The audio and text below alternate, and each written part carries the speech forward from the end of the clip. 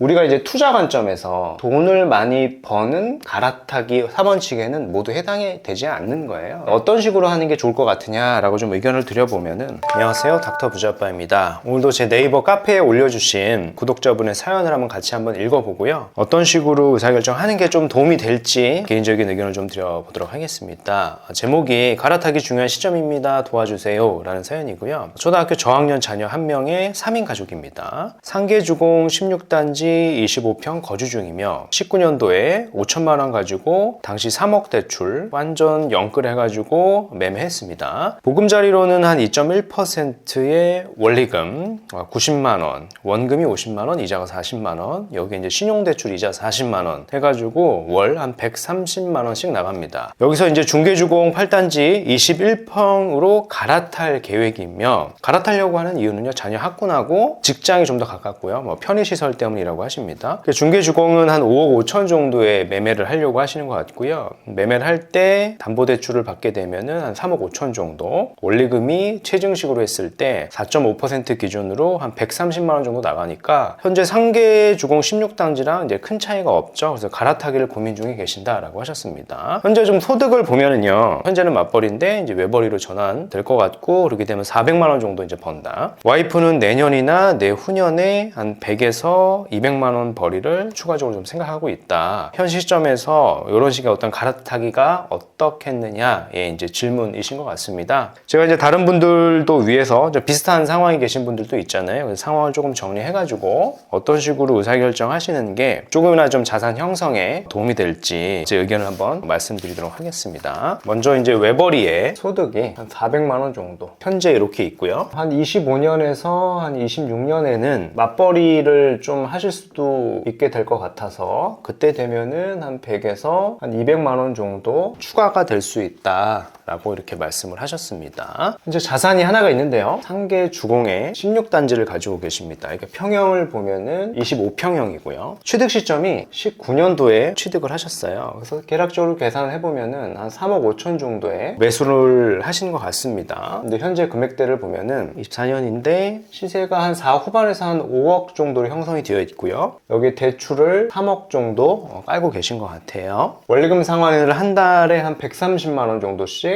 납입 중에 있다. 순자산은 1억 5천에서 한 2억 정도 있지 않을까 싶습니다. 이 상계주공 16단지를 매도를 하고 갈아타기 문의를 하셨는데, 지역이 어디냐면 중계주공 8단지고요 21평형입니다 여기 매매가가 5.5억에 이제 매수를 하려고 하는 거고, 한 3.5억 정도 대출을 받게 됩니다. 근데 원리금 상환을 계산해보면 130만 원 정도로 최증식으로 좀 비슷할 것 같다, 뭐 이런 생각을 좀 가지신 것 같고요. 이 상황에서 어떻게 해야 되겠는가의 이제 질문인데, 저는 이제 이렇게 말씀드리고 싶어요. 일단은 제가 상황을 보면은 상계주공도 그렇고 중개주공도 그렇고 현재 시점에서 봤을 때는 주택 가격이 지금 저점이에요. 전 고점 대비 낙폭은 굉장히 큰데 하나도 이제 반등을 한 단지는 아니거든요. 지금 시점에 누군가가 무주택자가 혹은 거주와 투자로서 이제 신혼집으로 구하는 거는 굉장히 좋은데, 우리는 어떻게 보면은 이미 상계주공을 갖고 있는 상황에서 중개주공으로 갈아타기에 대한 고민인데, 이제 제가 이제 결론적으로 먼저 말씀드리고 싶은 건 뭐냐면은 거의 수평 이동에 가까운 거예요. 이 아파트에 이제 취등록세도 있고요, 부동산 수수료도 나가고 이사 비용 등을 좀 따져보면은요, 실익이 크지 않다라는 거죠. 이 예에 이제 낙폭하고 중개주공의 낙폭에 큰 차이가 없고요, 만약에 반등을 한다라고 하면 거의 비슷하게 반등을 할 지역이기 때문에 그렇습니다. 물론 이제 중개주공 일대가 조금 더 학군지에 가깝고 학원과 가깝고 학군이 조금 더 우수한 편은 있겠으나 갈아타면서까지 갈 정도는 아니다 라고 좀 정리를 저는 해드리고 싶고요. 제가 이제 갈아타기에 3원칙이 있다 그랬잖아요. 한번 리마인드를 한번 해볼까요? 첫 번째는 뭐냐면 자산이 이제 2배 정도는 불어나줘야 돼요. 근데 2배 불어나는 게 속도가 좀 빨라야 된다. 천천히 불어나는 거는 의미가 없잖아요. 좀 빨리 불어나야 되는 거고, 그래서 어떤 지역을 가야 되느냐라고 하면 사업의 속도가 좀 빠른 지역, 이제 그런 지역을 가서 전세가를 좀 높여받을 수 있는 지역, 그런 지역을 선택해야지만 자산이 2배 불어난다. 그 이유가 뭐냐면 전세금을 다시 받아서 전세 레버리지를 쓸 수 있기 때문에 그래요. 재투자가 가능하지 않습니까? 전세금을 받아서 자산 가치도 상승을 하는데 올라간 자산 가치를 이용해서 높은 전세금을 받아서 다시 재투자를 할 수 있기 때문에 그런 겁니다. 두 번째가 뭐였나요? 급지를 상향하는 데 있어서 최소 2레벨은 좀 높여줘야 된다라고 제가 말씀을 드렸었고요. 세 번째는 거주하고 거주하고 투자를 분리해야 그 효과가 이제 커진다라고 이제 말씀을 드렸는데, 지금 상황을 보면은요, 상계주공 16단지에서 중계주공 이제 8단지로 갈아타는 거는 자산을 2배 불리는 것도 아니죠. 5억에서 5억 5천짜리로 가는 거니까 오르게 되면 같이 오르고 내리게 되면 같이 내리고, 전세가도 높은 단지가 아니죠. 오래된 이제 구축 아파트니까요. 급지도 사실 큰 차이가 있지 않아요. 약간 상승된다 라고 생각은 할 수는 있겠으나 사실은 별 차이가 없습니다. 같이 오르면 같이 오르고 내리면 같이 내린다. 여러 가지 이제 거래세를 고려해 봤을 때 실익이 크지 않다. 그리고 거주하고 투자를 지금 분리하는 개념도 아니잖아요. 이 세 가지가 사실은 모두 다 위배되기 때문에 우리가 이제 투자 관점에서 돈을 많이 버는 갈아타기 3원칙에는 모두 해당이 되지 않는 거예요. 어떤 식으로 하는 게 좋을 것 같으냐라고 좀 의견을 드려보면은 해결이라고 좀 얘기를 해보죠. 솔루션인데, 첫 번째, 우리가 어차피 이제 소득이 어떻게 보면 많지가 않고요. 자녀도 한 명 있고 뭐 저축도 많이 못하고 외벌이로 지금 전환이 됐고요. 자녀 때문에 자산을 좀 빨리 불려야 되는 시점인데, 늦게 자라는 정비사업구역이지 않습니까? 그러니까 천천히 자라는 지역에 깔고 앉아 있으면은 자산을 좀 불리기가 어려울 것 같다라는 생각이 들어가지고 이렇게 하시는 게 좋을 것 같아요. 일단 상계 주공을, 이거를 보면 제가 계산을 해봤을 때 25평이니까 얘를 5억 정도에 매도를 한다. 4억 후반에서 한 5억 정도에 매도를 한다. 그러고 나서 두 번째, 중계주공 8단지 있지 않습니까? 그러니까 여러 가지 뭐 거주의 편의성 때문에 이쪽으로 이제 가고 싶으신 건데, 저는 이제 투자성이 없다라고 제가 말씀을 드린 거예요. 중계주공 8단지로는 매수가 아니라요, 이제 거주로만 갔으면 좋겠다. 그 이유가 보면 거주 비용이 좀 저렴해요. 제가 좀 찾아보니까 최근에 실거래가 된 게 월세가 2천에 한 78만 원 정도 하거든요. 거주 비용이 좀 저렴하기 때문에 이렇게 말씀을 드리는 거고, 이렇게 만약에 갈아타면 우리가 이제 매도했을 때 이거 3억 5천에 산 거지 않습니까? 근데 5억에 팔면은 원래 현금이 5천 있었으니까 한 2억 정도가 남고, 보증금 한 2천 쓰면은 현금이 1.8억 정도가 남을 거고요. 1.8억 자체로만 뭐 투자를 할 수도 있는데 투자금이 약간 부족한 것 같으니까 1억 이하로 신용대출을 좀 활용하면, 이건 원리금 상한은 아니니까 월에 한 40만 원 이하 정도만 나온단 말이에요. 거주비를 좀 계산을 해보면요, 이건 투자 자금이고 이건 거주 비용인데 한 달에 나가는 금액을 계산해보면은 한 120만 원 정도 나가게 되는 거예요. 우리는 어차피 130만 원으로 계산을 하고 있으니까 거주하고 투자를 이렇게 분리해도 전혀 무리가 되지 않는데, 어떻게 보면 돈이 10만 원이 더 남고 더 좋은 투자를 할 수도 있는 거라고 저는 생각을 합니다. 더하면 얼마입니까? 한 2.8억 정도 내외의 자본으로 투자를 하는 게 저는 더 좋을 것 같아요. 이런 식으로 하시는 것보다는 기간으로 좀 나눠보면은 한 2년에서 우리가 한 4년 정도 투자하는 게 첫 번째가 있겠고, 한 5년 이상 투자하는 게 2안이라고 할 때요, 1안 같은 경우에는 좀 더 중심지로 들어갈 수 있다. 중심지에 투자를 할 수 있는데, 이런 식의 오래된 구축 아파트 정비사업구역은 전세가가 오르기 어렵단 말이에요. 그래서 준신축은 가기 어렵겠습니다만은 구축은 갈 수 있는데, 이 구축 지역이 전세가가 지금 많이 오르고 있어요. 중심지 같은 경우에는 아마 금액을 좀 찍어 보시면 아실 겁니다. 그래서 제가 이런 지역들을 몇 개 좀 말씀을 드렸잖아요. 그래서 이런 지역들을 우리가 검토하는 게 좋겠고, 매매가액은 요 정도 갭이면 한 7억에서 많게는 뭐 8억짜리 아파트 33평을 우리가 전세를 끼고 살 수도 있습니다. 근데 이런 아파트의 전고점이 10억이 넘었던 단지거든요. 그래서 충분히 우리는 갈아타기 3원칙에서 자산을 좀 2배 불리고 전세가가 좀 빨리 오를 수 있는 지역으로 갈 수 있는 그런 선택지라고 저는 생각을 하고요. 제가 뭐 영상에 많이 올려드렸으니까 그런 지역들을 좀 제 영상을 참고해가지고 투자 지역을 좀 찾아보시는 거를 좀 추천드리고 싶고요. 이제 두 번째는 뭐 2, 4년 투자가 아니라 좀 더 길게 가져간다라고 하면은요, 5년 이제 플러스로 좀 알파로 가져간다라고 하면은 그래도 좀 중심 지역에 속하는 정비사업 구역도 갈 수 있어요. 초기 단계 구역보다는 이미 사업 시행가 난 지역에 좀 중심 지역을 우린 들어갈 수 있다. 예시를 들어드리면 사당동에 보면은 5구역이라는 데가 있어요. 사당 5구역. 이 가격이 제가 좀 찾아보니까 매매가가요, 한 4억대 후반 정도 합니다. 그러니까 전세를 한 2억대에 맞출 수가 있거든요. 그럼 우리 자본이 한 2억 8천이니까 충분히 여기를 이제 갭 투자할 수도 있다라고 저는 생각을 합니다. 사당 5구역 지역은요, 서초구 방배동하고 이제 가깝습니다. 시세적으로 뭐 향후에 정비 사업이 됐을 때 굉장히 높은 시세 차익을 좀 볼 수 있다고 생각을 하고요. 여기 시세가 만약에 나중에 신축 아파트가 입주를 한다라고 하면 현재 가치 기준으로는 15억이 넘고요, 미래 가치 기준으로는 충분히 20억 이상도 갈 수 있는 지역이라고 저는 생각을 합니다. 그래서 자산을 2배가 아니라 3배, 4배까지도 불릴 수 있다. 이런 선택지를 좀 말씀드리고 싶고요. 그러면 제가 이제 정비사업구역을 항상 말씀드리면, 아, 이거 추가 분담금도 많이 나오고 나중에 이거 뭐 어떻게 내느냐라고 말씀을 하시는데, 사당동이라고 하는 지역은 거주 요건이 없잖아요. 2년 거주 거주를 하지 않아도 그냥 2년 보유만 해도 12억 이하는 비과세란 말이에요. 정비 사업이 되고 나서 내가 입주를 하지 않더라도 전세를 맞추면 그 전세금으로 추가 분담금을 다 낼 수도 있고요. 아마 돈이 남게 될 겁니다. 전세 시세는 입주 시점에 아마 50% 정도 할 거기 때문에 그래요. 그래서 돈에 대해서 향후에 미래에 뭐 들어갈 돈에 대해서는 크게 걱정하지 않고 이런 식으로 자산을 좀 투자해가지고 자산을 좀 불리는 관점이 좀 더 좋을 것 같습니다. 그래서 좀 정리를 해드리면은 상계 주공 16단지나 중개 주공 8단지 충분히 포텐셜이 있고 좋은 단지는 맞는데 이게 좀 단기간 안에 시세가 상승이 되고 전세가가 오를 수 있는 지역이 아니다 보니까 투자성으로 봤을 땐 좀 약한 거죠. 게다가 이걸 팔고 이렇게 갈아타는 거는 거의 이제 수평 이동이고 제가 말씀드린 갈아타기 3원칙에도 모두 위배가 되기 때문에 저는 이런 식으로 하는 게 좋을 것 같아요. 상계 주공 16단지는 매도하고요. 중개 주공 8단지가 거주 비용이 비싸지가 않아요. 그래서 월세로 우리는 좀 이동을 했을 때 현금 1억 8천하고 뭐 신용대출 한 1억 이하 받는다라고 하면은요 월 나가는 건 한 120만 원 정도입니다.